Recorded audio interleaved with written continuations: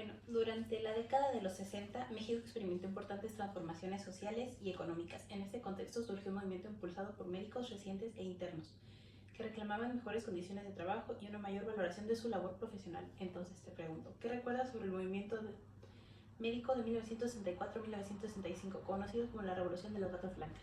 Bueno, realmente recordar fue, pues me lo contaron mis profesores. Creo que un momento muy importante de la rebelión de las batas blancas es que el que en ese entonces era el presidente de la República, Gustavo Díaz Ordaz, tenía 15 días de haber llegado al poder. ¿Por qué partido? Por el Partido Revolucionario Institucional, que realmente era el partido que controlaba todo, o sea, medios de comunicación, jueces, absolutamente todo, o sea, todo se centraba y recaía en una figura que era el presidente de la República. Ok, entonces, pues antes de que comenzaran las protestas, los hospitales públicos de México atendían a la población cada vez que era más numerosa y el crecimiento del sistema sanitario generó una gran carga de trabajo para muchos profesionales de la salud. Ante las protestas, ¿cómo describías las condiciones de trabajo dentro de los hospitales? Realmente las condiciones de trabajo hay que dejar claro, en ese entonces llega Gustavo Díaz Ordaz, o sea, al poder y empieza a haber una derrama económica, se crean los hospitales, lo que actualmente conocemos como tercer nivel, o sea, hospitales manejados por especialistas, ¿no? Entonces, a nivel nacional, en ese entonces se habla de un control de 5,000 médicos internos residentes, ¿ok? Que ese es su nombre y empiezan a trabajar en tres instituciones, que es la Secretaría de Salud, que es la SSA, aparece el IMSS, que es el Instituto Mexicano de Seguridad Social, y se crea el ISSSTE, que es el Instituto de Seguridad Social para los Trabajadores del Estado.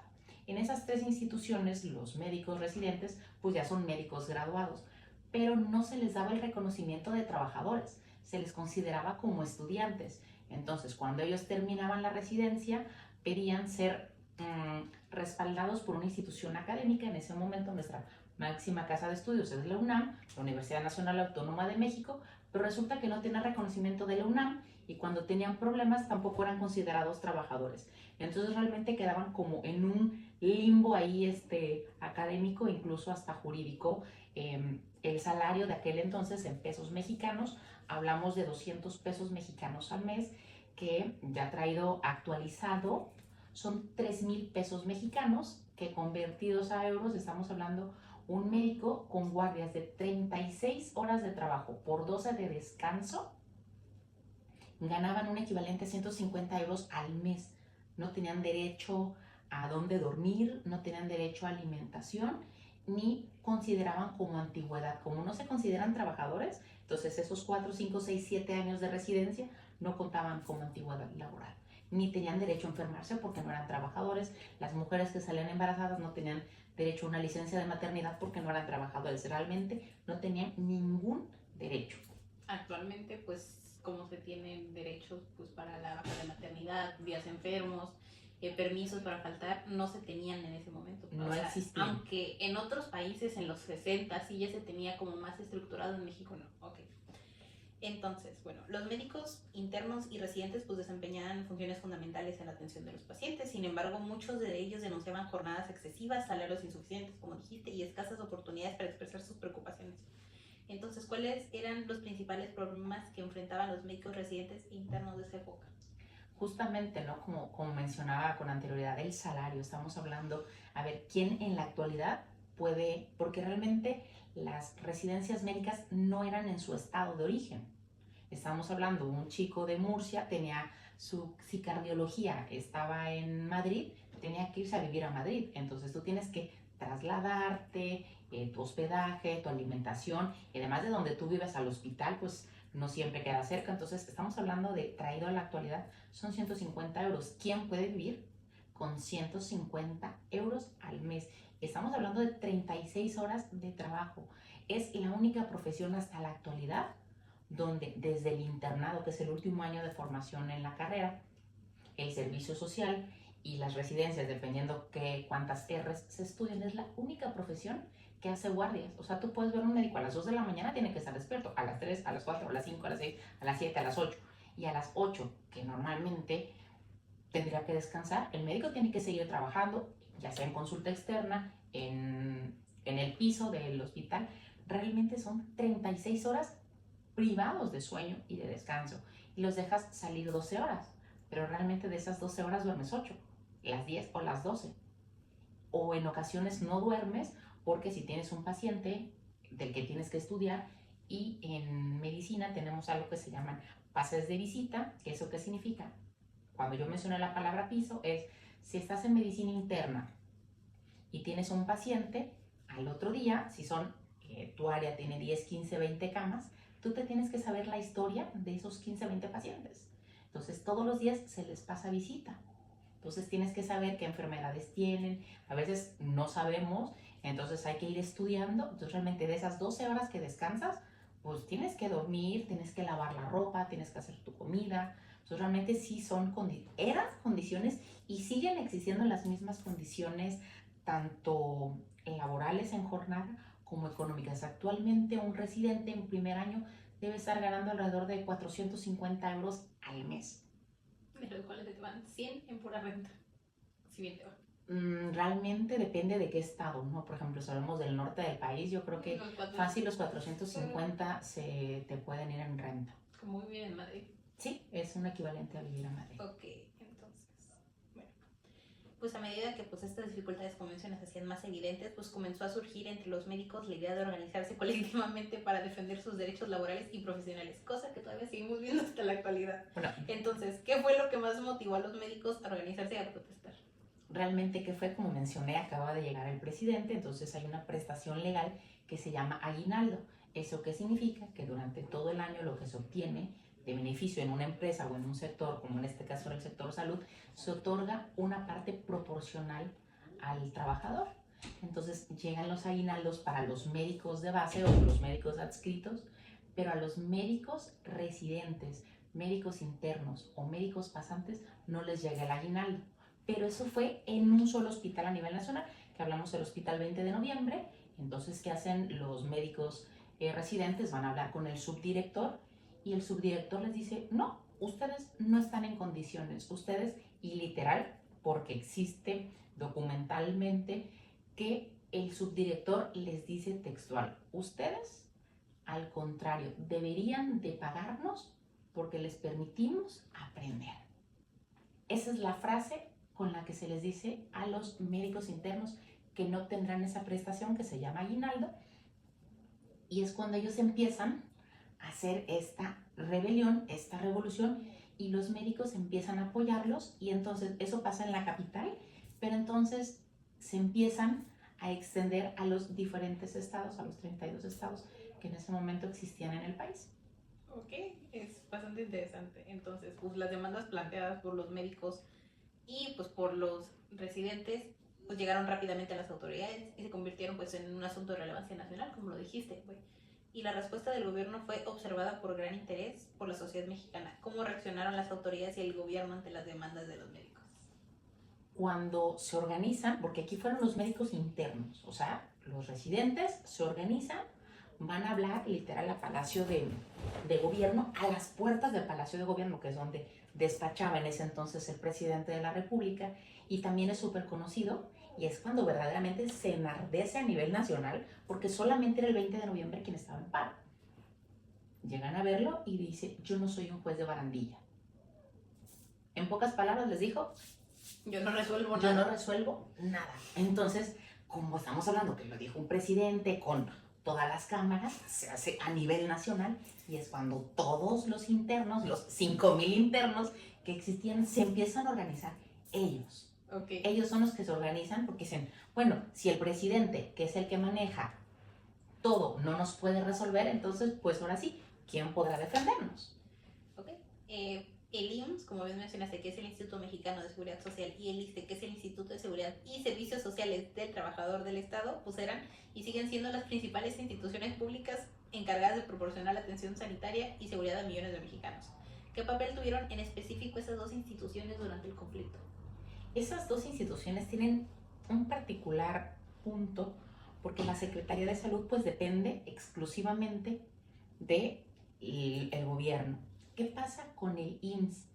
Es cuando una empresa aporta una parte, el trabajador da otra parte y el gobierno da otra parte para mantener la institución. El trabajador me imagino que es los impuestos de los trabajadores mexicanos. Entonces, eso es el IMSS, pero el IMSS es a nivel nacional y el ISSSTE pues es en el estado.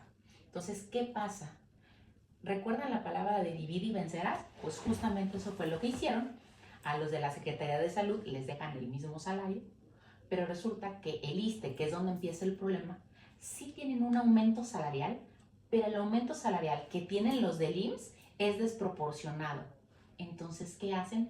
Se empiezan a pelear entre ellos. Divide y vencerás, porque llevaban un año en paro. Solamente habían cirugías de urgencias. Durante un año no había consulta. No había consulta ni nada. Entonces, lo único que se le ocurre al gobierno es decir, bueno, a los de la Secretaría de Salud, el mismo salario, le subimos un poquito a los del ISSSTE, pero a los del IMSS les damos mucho más dinero. Y obvio, ¿por qué a los del IMSS mucho más dinero? ¿Por lo de los impuestos? Divide y vencerás fue la única manera en la que el gobierno pudo lograr, porque todas las decisiones eran democráticas. Pues sí, porque todos tenían el acuerdo de que a todos nos están pagando mal. Exacto, entonces, ¿qué hacen? Les pagan más a unos, medio a otros y a otros iguales. Entonces, pues, si los del ISSSTE querían decir algo y los del IMSS se metían, les decían, no, pues es que tú ganas más, ¿tú cómo te vas a meter? Algo debiste haber negociado tú, para que tú tengas más dinero que yo, si estamos pidiendo exactamente lo mismo. ¿Por qué a ti te dan más? Ok, sí, fue muy inteligente la respuesta. Y pues mientras se desarrollaban las protestas y los paros laborales, los hospitales continuaban siendo espacios esenciales para la población, o sea, porque la población se seguía enfermando. Porque el apéndice, o sea, no entendía de paros, una vesícula no entiende de paros, entonces, un parto no entiende de paros, estamos hablando de residentes. En ese entonces, pues los médicos generales, literal, hacían eso, todo.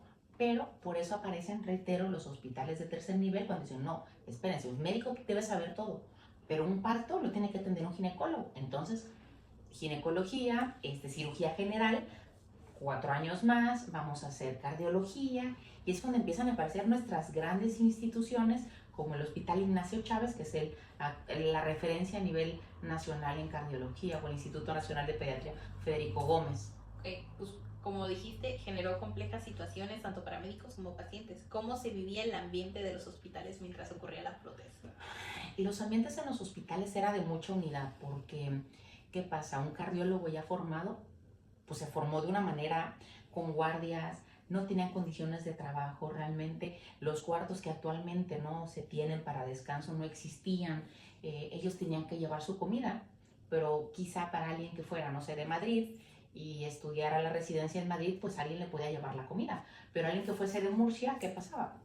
No comía, ¿no? Entonces realmente era como muy complicado el estar 36 horas dentro y se empezaron a tener mejoras. Pero ¿qué hicieron los profesores? Fueron empáticos, dijeron, bueno, en mi época no logramos organizarnos y realmente la sociedad civil hay una marcha y hay imágenes que yo espero que las puedas adjuntar, donde se ve cómo llenan el Zócalo, que es la plaza magna de referencia, o sea, es un cuadrado, y enfrente tienes al palacio, tienes a la oficina del presidente, y se llena de médicos, de familiares de médicos, y es el primer momento donde supuestamente, y digo supuestamente, porque los médicos son atacados por supuestamente el pueblo, pero realmente no fue así. Hay imágenes donde se ve que están los faroles, en ese entonces eran como de cemento, y venía la parte de metal, y se ve que habían piedras preparadas. Entonces lo que se intuye que fue una manera de provocar a los médicos, ¿no? Y lastimarlos y segregarlos. Realmente la población entendía, porque en aquel entonces México, pues solamente los médicos se quedaban en las capitales, ¿no? Murcia capital, Madrid capital, no estamos hablando de la equivalencia a España, pero en los pueblos, por ejemplo, no sé, como decir acá, una pedanía, El Palmar, Mazarrón, no había médicos. Entonces, cuando un chico iba para allá, realmente eran los líderes de opinión, ¿no? Porque murió alguien, entonces, doctor, ¿qué hacemos? No, pues, no sé, si fue de una causa natural, pero, y si fue, por ejemplo, en los brotes de cólera que fueron en esas épocas, los médicos eran los que decían, bueno, la cólera se transmite por agua, entonces era buscar el origen de esa enfermedad, y eran los líderes de opinión, o sea, eran las personas que realmente manejaban la salud del pueblo, ¿no? Porque no existían médicos rurales en ese entonces, y reitero, eran líderes de opinión. Entonces realmente el pueblo pues estaba muy agradecido, porque el gobierno no los mandaba, era una voluntad que ellos se iban a hacer su pago a la sociedad, ¿no? A las comunidades donde no habían, porque México es inaccesible, te puede pasar que alguien tenga que caminar 3, 4, 5, 6 horas más, subirse a un burro, más atravesar un río y te pasas 12 horas para poder llegar a un consultorio, ¿no? Entonces, ese tipo de trayectos, estos chicos, estos jóvenes, pues eran los que se iban a ese tipo de lugares. Entonces, los que se montaban en el burro, pasaban el río y 2 horas de y caminaban, eran los médicos internos, eran los médicos pasantes, eran los residentes. Ellos eran los que realmente iban a atender a la población. Entonces, obvio que la población estaba agradecida con ellos. Y decían, claro, es justo que si trabajan 36 horas les paguen. Es justo que tengan una seguridad social. ¿Por qué? Porque en México existe una prestación, por ejemplo en el ISSSTE, que después de determinado tiempo tú puedas pedir un préstamo y adquieras tu casa, ¿no? Que es el famoso FOBISTE, que es un fideicomiso de vivienda, pero si ellos durante el internado, el servicio y 4 de residencia son 6 años perdidos, que ellos no podían generar antigüedad. Entonces eran 6 años regalados, pero se jubilan a los 30 años. No, se jubilaban 36 años laborales. Entonces la población entendía eso, que lo que ellos pedían era justo. Además, pues de las condiciones inhumanas de que es la carrera más larga, o sea, eran 18 años. 18 años empezabas, 7 años hay que sumarle que 25, más 25, 4 de especialidad, más 4 de especialidad, 29. A los 30 ibas a empezar a ganar dinero y antigüedad. 30 años, a los 64 te venías retirando, con suerte. Entonces realmente la población estaba muy empática y aguantaron un año, o sea, sin protestar, la sociedad civil. Que, bueno, en aquella época, pues participar en movimientos de protesta pues podía implicar riesgos personales y profesionales y pues muchos trabajadores pues debían decidir entre expresar sus demandas o evitar consecuencias. De hecho, existía el miedo entre trabajadores, médicos de la salud por participar en el movimiento, y si era así, ¿por qué? Realmente el miedo es latente. De hecho existen muchos colegas que tuvieron que dejar la residencia porque eran amenazados. Estamos hablando en un México de 1965 ya para ese entonces. Y recordar que te podían desaparecer.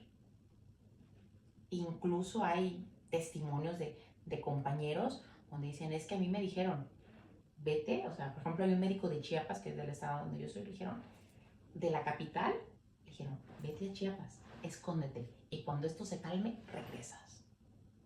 O sea, ¿realmente hubieron amenazas? Sí. ¿Hubieron desaparecidos? Sí.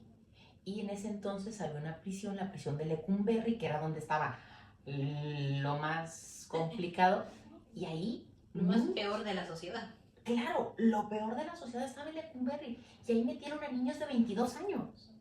Chicos que lo único que pedían era un salario digno, una jornada digna, un lugar donde descansar, comida. Para poder seguir trabajando, porque ellos querían seguir trabajando, pero en condiciones donde no los explotaran. Condiciones humanas. Ellos pedían lo básico. Si tú estás en un lugar 36 horas, no significa que vas a estar operando toda la madrugada. Entonces, ¿qué hacen? Pues bueno, sí, pero pueden dormir sentados. Sí, pero también pueden dormir en una cama, porque también son seres humanos. Y son 4 años, o sea, no es ni o sea, estamos hablando 4 años de residencia, pero el año de internado, el año de servicio. Y en ese entonces nada más hablamos 4 años de especialidades. Si lo tomamos en la actualidad, hay especialidades que se pueden tomar entre 7 y 8 años. Entonces estás hablando que estudias 7 de universidad, más 7 de especialidad son 14 años. Durante 14 años vas a mal dormir, vas a mal comer. Entonces, realmente lo que pedían era justo. O sea, simple y sencillamente justo. Okay. Pues como mencionaste, diversas investigaciones y testimonios han señalado que algunos participantes pues, sufrieron medidas disciplinarias, presiones por parte de las autoridades e instituciones donde trabajaban. ¿Conoces casos de médicos que hayan sido sancionados, despedidos o presionados por protestar? Sí, de hecho hay compañeros que están repartidos por todo el país que, reitero, tuvieron que dejar la residencia y muchos tuvieron que ni siquiera poder ejercer. Hay testimonio de un compañero de San Luis Potosí, si mal no recuerdo, que durante 20 años no encontró trabajo. 20 años, no lo contrató. En aquel entonces no existían los hospitales privados. O trabajabas para la Secretaría de Salud o trabajabas para el IMSS sea, para el SSA, para el IMSS o para el ISSSTE, no había para dónde te hicieran. Eran las tres, hasta que empezaron a aparecer 20 años después. Los hospitales privados fue que él pudo trabajar. Pero durante 20 años él de qué vivió. ¿Por qué? Porque simple y sencillamente fue marcado como un rojo. O sea, un rojo en aquel momento era alguien socialista, era alguien comunista, y fueron marcados como rojos y eso, o sea, no encontraron en el caso de este compañero, pues 20 años, gente que estuvo en Lecumberri, entonces con antecedentes penales no te contrata a nadie, ¿no? Y pues lo que vivían dentro de la prisión, estamos hablando que eran jóvenes. Que Lecumberri tenía lo peor de la sociedad, asesinos, violadores, de gente que atentó contra la vida de masas. Más. Y tú metes a un niño que lo único que pedía era un salario justo y ser considerado trabajador, porque realmente son trabajadores. Pues en los años 60, pues la prensa escrita, la radio y la televisión pues eran los principales medios a los cuales la población tenía acceso y pues informaban sobre los acontecimientos nacionales y pues podían formular una opinión sobre eso. Pues, ¿cómo se informaban los periódicos, la radio o la televisión sobre el movimiento? ¿Qué decían? Que decían que eran unos revoltosos, que eran comunistas, que eran socialistas, que eran de izquierda, que eran unos rojos, que en ese entonces usar esa palabra era wow, ¿no? Pues estamos hablando de los 60, como bien hemos visto en historia, la Primera Guerra Mundial fue en 1920, la Segunda fue en los 40, no tenían ni 20 años de haber acabado. Pero ser marcado como socialista, como rojo, recordemos que en 1959 es la revolución en Cuba, que es en Hispanoamérica, es la revolución más conocida de rojos. Entonces en el 64-65 decir que alguien era rojo, entonces la prensa recordar que estaba manejada por el presidente. O sea, la prensa nunca formuló una opinión honesta. Jamás fue honesto, nunca. Y, por ejemplo, hay documentales, hay entrevistas donde ellos les dicen, que le decían, es que únete al sindicato. En aquel entonces los sindicatos no tenían la estructura que tienen ahora de defensa. En aquel entonces eran mafias.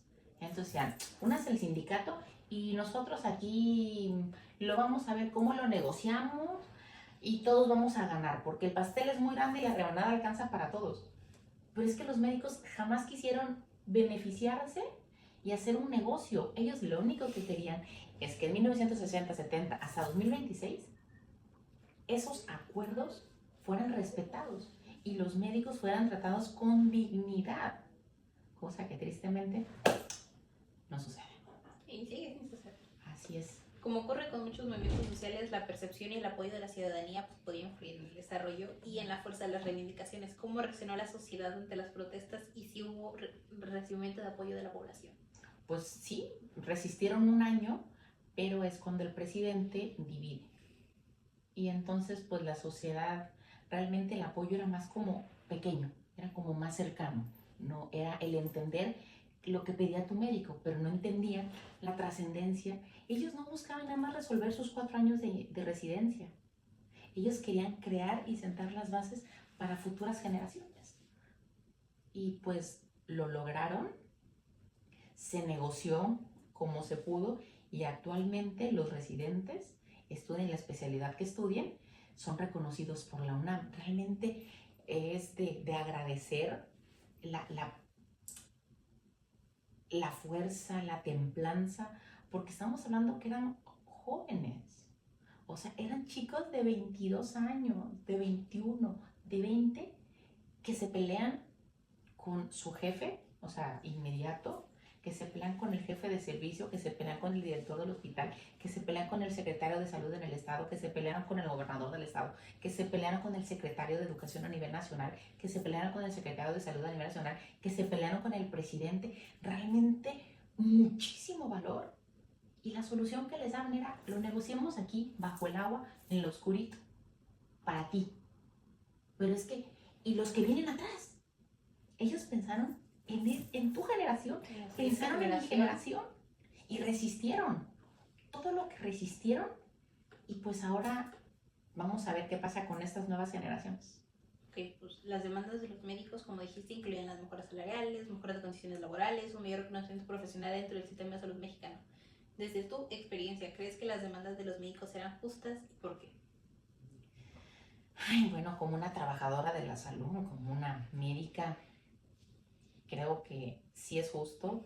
Reitero, no se me ocurre ninguna profesión, y me refiero a la salud, ¿no? Hablamos de enfermería, sí, pero por ejemplo, alguien que hace fisioterapia, el fisioterapeuta tiene un horario y se va, ya sea en la mañana, ya sea en la tarde, pero los fisioterapeutas no hacen guardias nocturnas. Los ortodoncistas, los dentistas, estomatólogos, enfermería sí, medicina también. Entonces estamos hablando, en este caso particular, las enfermeras también apoyaron porque ellas también hacen internado, porque ellas también hacen servicio, porque ellas hacen especialidad también, pero se toma el rol no fuerte porque fueron los médicos los que toman pues el liderazgo de este movimiento social, y sí creo que cada una de sus peticiones eran más que justas, ¿no? Eso fue en los 60s, a mí me tocó estudiar medicina en los 2000 y ver lo que nosotros llamábamos las MIPeras, ¿no? Porque es médico interno pasante, y saber que los MIPS tenían un lugarcito donde ir a dormir, ¿no? Porque lo que hacemos a veces, si el servicio está tranquilo, la guardia está tranquila, pues divides por turnos, ¿no? O sea, a las 10, 11, el turno A se puede ir a dormir, o divides en guardia A, B, C dentro de ahí mismo, porque no van a estar despiertos los 6. Entonces lo que hacen es 2 o 3, dependiendo el tipo de afluencia y otro tipo de decisiones que se deciden en el servicio. Y en ese momento, pues sí, estas personas pueden ir a estudiar, pueden ir a cenar o pueden ir a dormir, pueden ir a descansar, ¿no? Porque dentro de todo ese periodo seguimos siendo sometidos a exámenes, porque seguimos estudiando, ¿no? Dos, seguimos investigando en los pacientes, porque no todos los pacientes son iguales, ¿no? ¿Y qué pasa si alguien te hizo alergia a esto? ¿Por qué te hizo alergia? ¿Qué le indicas? Y estar actualizado, y además durante el servicio, durante la rotación o la formación de un residente, tienes que hacer publicaciones en. Entonces tienes que hacer una revisión, mandárselo a una revista, que la revista considere que vale la pena, que esté, además se hace en inglés. Entonces realmente no es tan fácil ser un médico residente en formación, ¿no? Entonces sí creo que lo que ellos pedían era tener comida. O sea, algo tan básico como la comida. Porque el que tú salgas, y entonces ¿quién cuida el puesto de trabajo? Entonces no comes. Alguien no come durante 36 horas. Porque estamos hablando que si hace calor, la comida se descompone. Y si hace frío, pues la comida se ha de hacer una paleta. Porque además, como no tenían ni dónde dormir, estamos hablando que ya no hablemos de un refrigerador, un horno de microondas, un lugar donde guardar. Si quieres una mesa donde poner tu topper. No tenías nada. Entonces, sí creo que cada una de sus demandas son justas, ¿no? Porque al final del día, sobre todo por mi género, pues hay chicas que decidían casarse, y si salían embarazadas, no podían pedir la licencia, y si te pasaba en el 3er año, perdías la residencia, o en 4º año perdías todos tus estudios, porque no tienes derecho a tener un hijo. Y entonces tienes que buscar en dónde parías a tu hijo, porque como no perteneces al sistema de salud. Entonces realmente sí creo que nunca exageraron en lo que pidieron, ¿no? Y el sentar las bases para estas nuevas generaciones. Bueno, como lo mencionaste, el movimiento pues enfrentó numerosos obstáculos y pues no logró todas sus reivindicaciones, y es considerado un episodio importante en la historia de la medicina y los movimientos sociales en México. ¿Consideras que el movimiento logró cambios importantes en el sistema de salud, aparte de los ya mencionados durante la entrevista? Creo que sí. El primer cambio, tristemente en México, cuando tú preguntas por un movimiento estudiantil, el único movimiento que se habla es el del 2 de octubre de 1968, ¿no? Que es la matanza de la Plaza de las Tres Culturas en Tlatelolco. Yo creo que eso es a nivel mundial, pero nadie conoce la rebelión de las Batas Blancas, que fue en el 64, fue 4 años antes.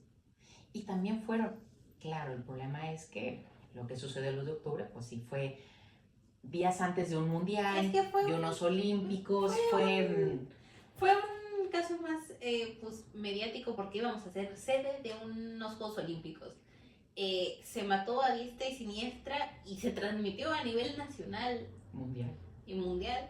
Fue como lo que pasó con la guerra de Vietnam, porque se recuerda más la guerra de Vietnam que otras guerras mundiales o movimientos, porque fue la primera vez que se televisó la masacre a nivel mundial. Pues yo creo que por eso recordamos más el 2 de octubre previo a unos olímpicos, que hubo un Porque movimiento que los no Juegos llegó. Mundiales estaban, o sea, toda la prensa internacional estaba ahí.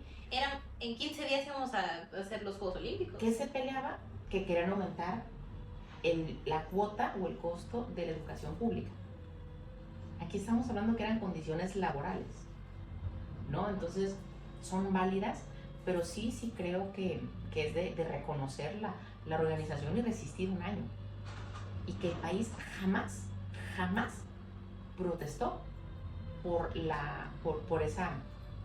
ese paro, ¿no? Creo que es de mucho valor, que es de mucho reconocer que eran jóvenes que pelearon por ellos y por las generaciones. Y sí, definitivamente el que tengas ahora un espacio digno, bueno, no tan digno actualmente, pero ellos pidieron un espacio digno donde dormir, pidieron que se les diera o sea, ellos no pidieron refrigeradores, no había el dinero para hacerlo a nivel nacional, pero en todos los hospitales se hacen comidas. Para los pacientes y para los trabajadores. O sea, el señor que afana el piso tiene derecho a comer dentro del hospital. ¿Por qué el médico no tiene derecho a comer? Aunque se le cobre, pero que tenga derecho a comer. Realmente creo que lo que pidieron era justo.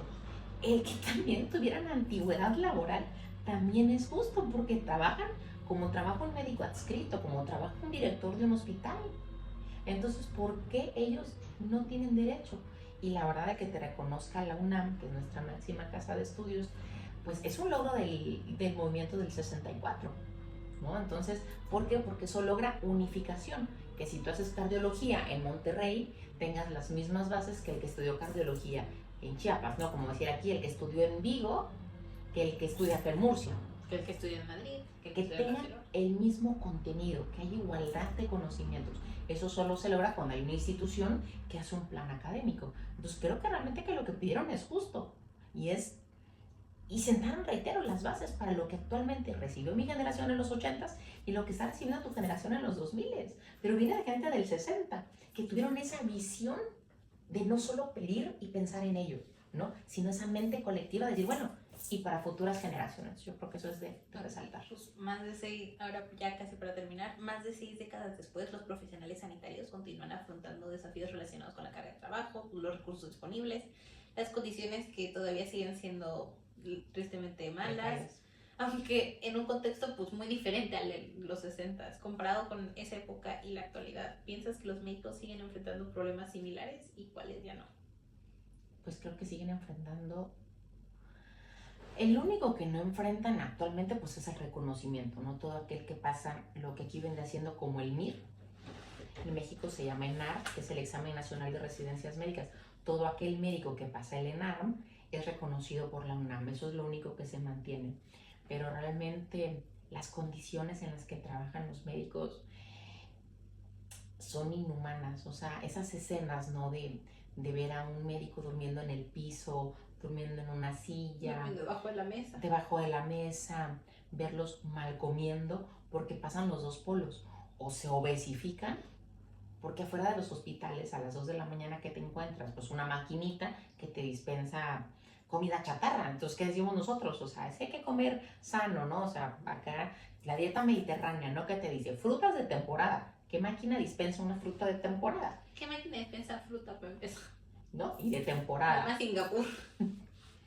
Entonces realmente estamos hablando que ponemos en riesgo nuestra salud, ¿no? El grado de violencia, hablo en México, ¿no? El grado de violencia al que son sometidos nuestros médicos es indescriptible. De hecho, el 11 de junio, otra vez, los médicos residentes se van a paro, porque hay un caso muy famoso en el Hospital Nacional de Pediatría donde el director acosa a las chicas, a las médicas. Hay demandas ya a nivel de fiscalía, y entonces cuando ya existen redes sociales, las chicas hacen el lunes, justo es en esta semana, el lunes hacen su primer pronunciamiento y se van a paro, presentan un oficio donde más de 200 médicos residentes apoyan. Hablo de médicos y médicas. Se fue todo el hospital y volví a recordar la revolución otra vez los médicos internos residentes sacando la cara.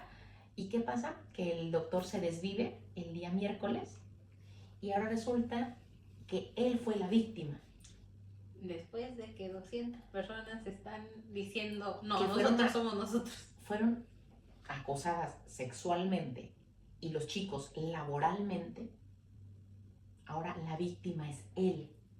Porque él tomó la decisión consciente de, pues, terminar su vida. No, estamos hablando que era un adulto, intuyo por las imágenes, mayor de 60 años.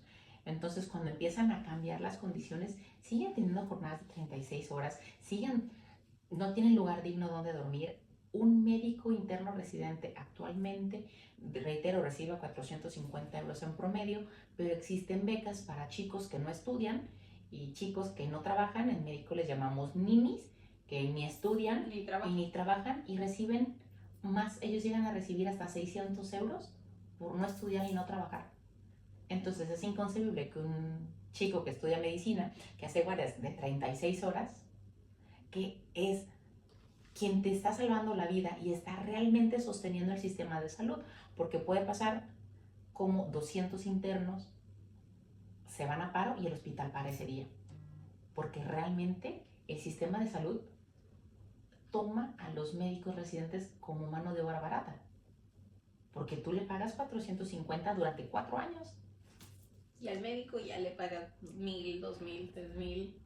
Un especialista. Y obviamente él dice, yo tengo mis internos y ellos hacen el trabajo más duro y yo nada más reviso, lo hicieron bien, no mataron a nadie, vámonos. O sea, si realmente hablo de México, cuando tú llegas a una guardia en la noche, en la madrugada, no te recibe un adscrito, te recibe un residente. Y en la mañana tampoco, y en la tarde tampoco. Entonces realmente son una mano de obra barata. Entonces, pues por eso que están diciendo, bueno, vamos otra vez a levantar la voz y se van a un paro a nivel nacional el 11 de junio. Bueno, y ahora para terminar ya la última, la revolución de las batas blancas sigue y será recordada como un ejemplo de organización y reivindicación profesional dentro del ámbito sanitario de México y pues forma parte de la memoria histórica del país. Finalmente, ¿qué enseñanza crees que deja la revolución de las batas blancas para las nuevas generaciones? Que la unión hace la fuerza.